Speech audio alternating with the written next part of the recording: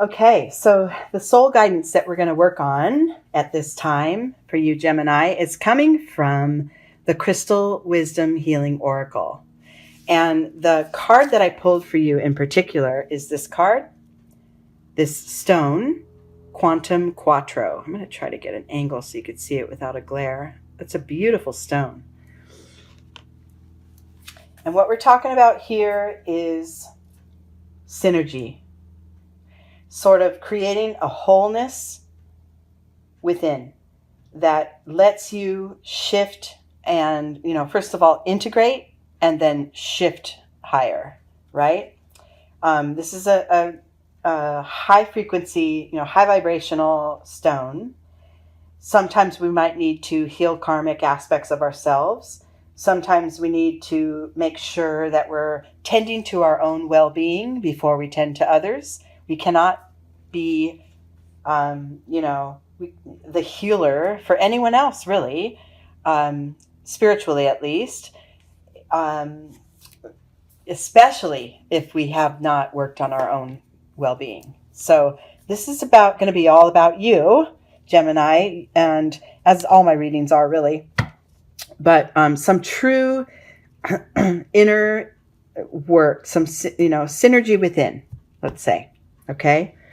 Let's see what comes up in the Zen cards. So we're going to use the tree spread here. We've got the bottom branch. This is where we're starting. This is where you are now. And then we use this energy of the trunk, the rooted energy, to move us forward and reach toward the higher vibrations and new awarenesses. Okay? All right, Gemini, let's see. We're starting here with turning in. Yeah. First step in, soul work and integrating and making sure that all is right within is turning in, right? So be with yourself. Look at the little, all these ghouls and spirits and kind of scary to me, spirits that are surrounding this woman, yet she sits in serenity because they, look at how the water flows from her, representing emotion and deep feelings, flows right from her. These spirits and demons and maybe past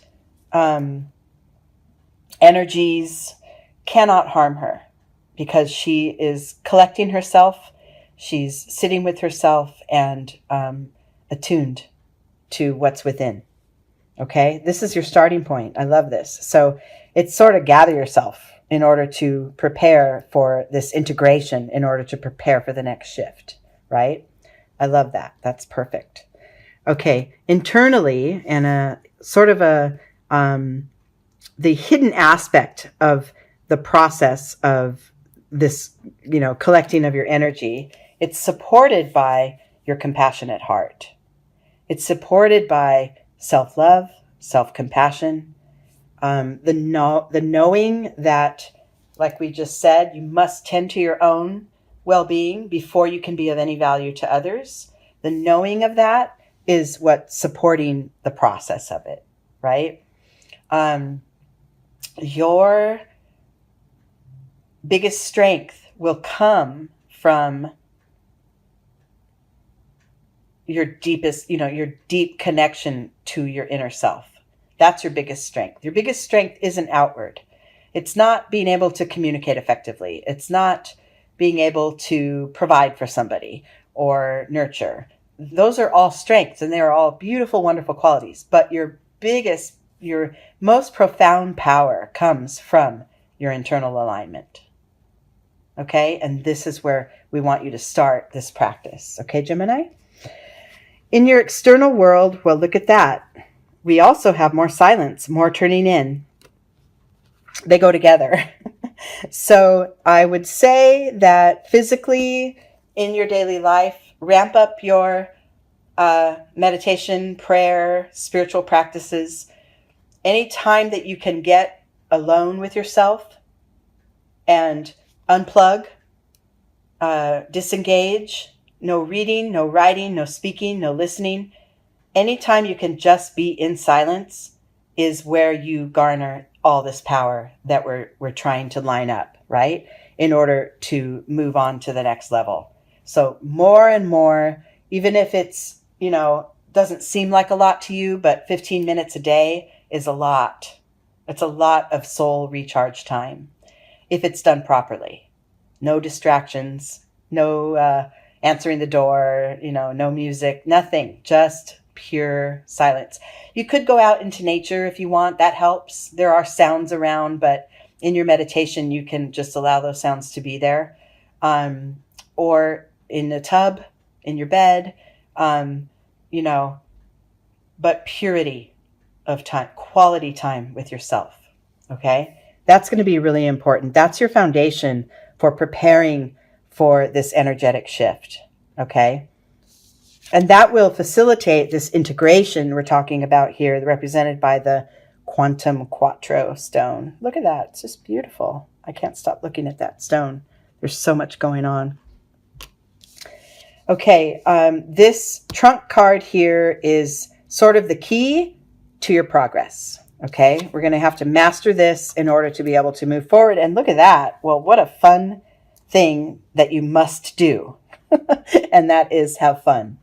Be joyful, be playful, express yourself outward whenever you can. After you've gathered and brought in your energies and tuned, into your own well-being, and acknowledge that your self-care comes first.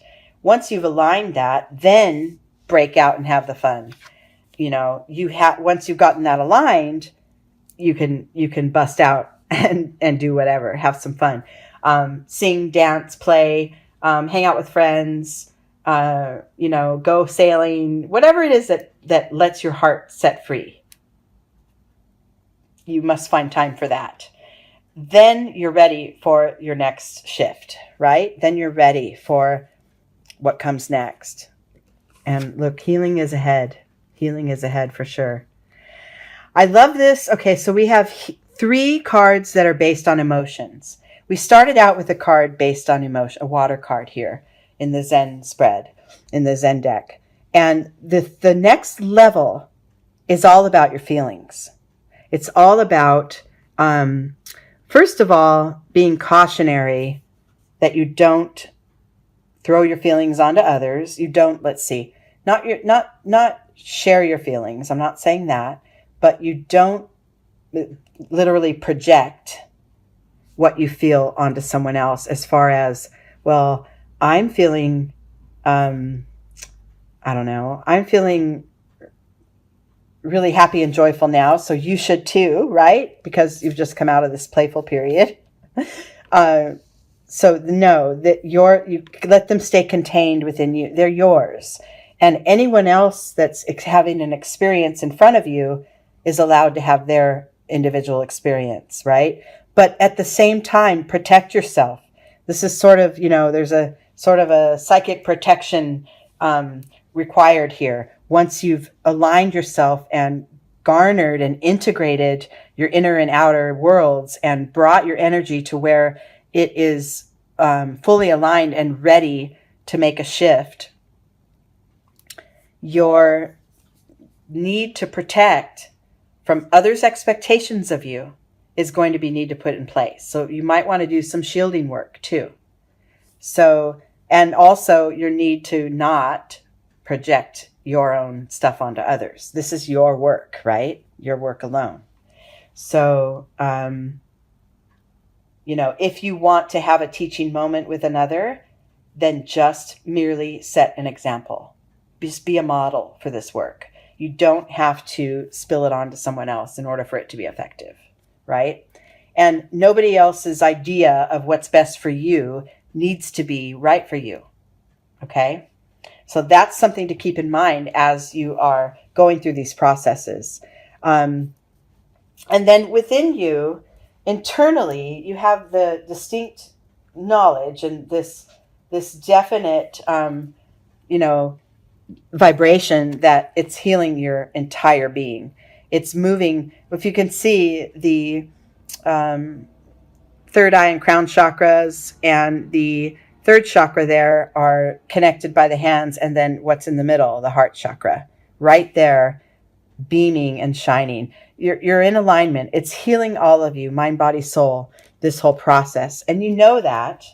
I mean, you know it. It's just a matter of being willing to do the work. See, because in some of you, this work here, this integration, this sort of gathering your energies could mean that you unearth some past pain, that you may have to do a little bit of, karmic healing and some deep diving into things that need to be forgiven, things that need to be let go of, codependencies, letting that inner child come out so that it can be your guide forward. Your healing, the potential for the powers of healing some things right now is very high, especially with the support of that Quantum Quattro card. And then containing it so that you realize you can't heal anyone else and you can't really influence their behavior. That allows you to really just truly focus on your own well-being. And then, like I said, mind, body, soul begin to align and heal. You start to feel that within first. And then in your external world, it shows up as a sort of community, sort of a we are all one. I'll do me, you do you, we're all good, love you kind of an energy that is really open-hearted and giving and caring and compassionate with those around you. And also between you and you, with the aspects of yourself too. Especially being Gemini, this integration, because of the duality of your sign, that integration, this is an important practice. This isn't something that you just do and then you're done and you never have to do it again, right? This is for all of us to practice periodically from time to time. There's always going to be new depths and new aspects of ourselves to heal. And I'm just, for this time being, for you, Gemini, the energy of the universe is right behind you in it. You have the full support of spirit in doing this practice. And it will result in a much more integrated, open-hearted connectedness that maybe has been lacking for you in recent times. Disconnection from self or disconnection from others. We tend to think if we do feel disconnected from others that the thing to do is to reach out and grab, right? But it isn't. The first thing to do is to reach inward, turn in, and get aligned. And then be the presence of connection. And the connection will come, right? Sort of like in law of attraction practices. Be in alignment before your outer world's going to get lined up, right? So that's what this process is for you. Okay, and then the top two cards, and this is, look at that, we got mind cards. So after all these emotions, the overall, and I love that because you are an air sign. You are, very much, a mental sign that you use your mental processes very well. Two mind-based signs, two cloud signs for the Zen deck. One of them is guilt, but the other is rebirth. So I've got this guilt card, which I'm going to take this as be aware. So remember when we just said you cannot heal anyone else unless you're fully aligned. And really, even if you are, you can't really be the one that heals anyone else spiritually. That's their work. So you may feel that this is a close loved one that you have in mind when I speak of that. Maybe a parent, a child, a lover, someone that you feel beholden to helping in their growth, in their spiritual growth, which now we're learning is quite impossible. And that may produce some feelings of letting them down, some guilt. But it's okay, because if you can let those thoughts that are clawing at your head, like this figure here in the picture, if you can let those go, look what's waiting for you up above. Clear skies, beautiful life, blooming life again.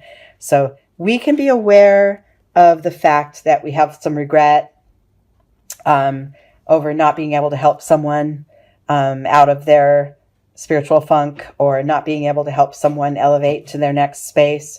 We can be aware of the fact that we feel bad about that, but we cannot hold ourselves accountable for that, because that's when this guilt just really sets in. So having an awareness of it is very healthy, and learning to let go of that pretty powerful in all of us need to be the healer for everyone, be the one that nurtures and cares. Letting go of that need and just turning all that energy in toward yourself, that creates this card, which is that rebirth. This is depicted by basically 3 phases of the soul, and that is this sort of the camel, which is the lowest vibrational energy, the one that's just kind of responding and reacting and not really taking a lot of action, just kind of there, which we all have phases of our lives like that.